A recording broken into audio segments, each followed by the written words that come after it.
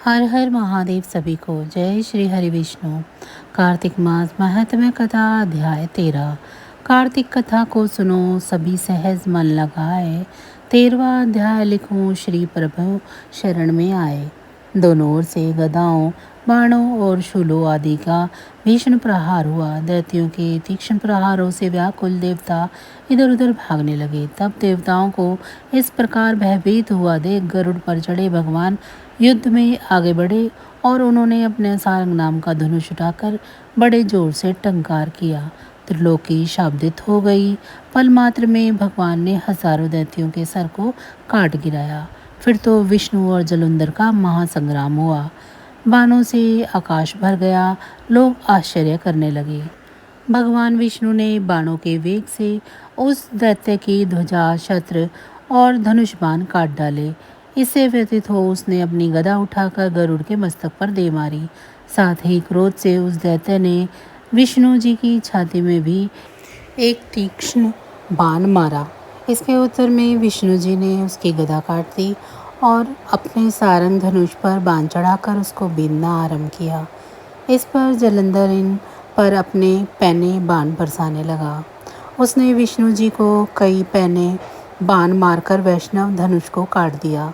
धनुष cut जाने पर भगवान ने गदा ग्रहण कर ली और शीघ्र ही जलंधर को खींचकर मारी, परंतु उस अग्निवत अमोद गदा की मार से वह दैत्य कुछ भी चलायमान न हुआ। उसने एक अग्निमुक्त त्रिशूल उठाकर विष्णु जी पर छोड़ दिया।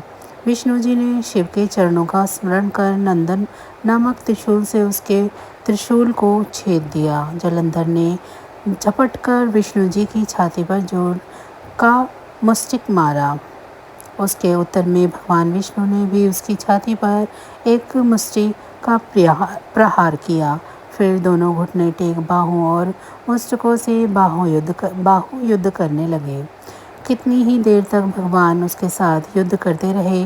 तब सर्वश्रेष्ठ मायावी भगवान उस दैत्यराज से वाणी में बोले, हे रण दुर्मर दैत्य श्रेष्ठ, तू धन्य है जो इस महायुद्ध में इन बड़े बड़े आयुधों से भी भयभीत न हुआ।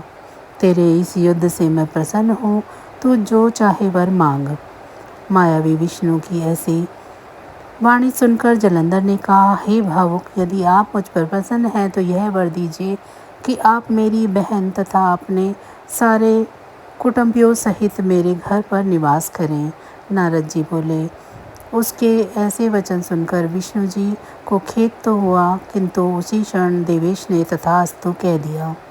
अब विष्णु जी सब देवताओं के साथ जलंधरपुर में जाकर निवास करने लगे। जलंधर अपनी बहन लक्ष्मी और देवताओं सहित विष्णु को वहां पाकर बड़ा प्रसन्न हुआ।